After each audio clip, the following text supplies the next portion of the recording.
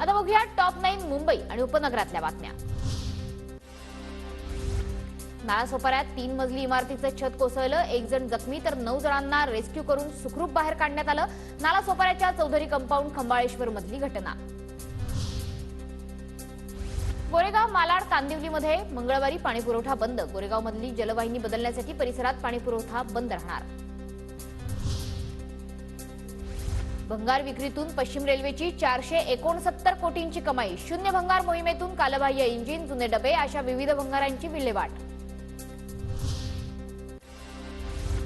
मुंबईतल्या झाडांवरची रोषणाई 7 दिवसात हटवा, मुंबई महापालिकेचे विभाग कार्यालयांना आदेश। मुंबईकरांना उकाड्यातून काहीसा दिलासा, 40च्या आसपास असलेल्या तापमानाचा पारा आता 34 अंशांवर।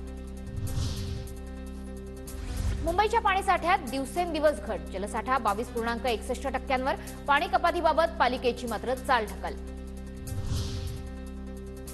टाटा इन्स्टिट्यूट ऑफ सोशल सायन्सकडून 2 वर्षांसाठी विद्यार्थ्यांचं निलंबन, वारंवार गैरवर्तन आणि देशविरोधी भूमिका घेतल्याचा आरोप।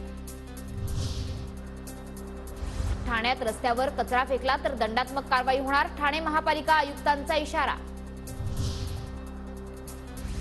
मुंबईत डीप क्लिनिंग मोहिमेत पालिकेने एकाच दिवसात तब्बल 150 मेट्रिक टन राडारोडा आणि 86 मेट्रिक टन कचरा उपसला, पालिकेच्या 1331 कर्मचाऱ्यांची मेहनत।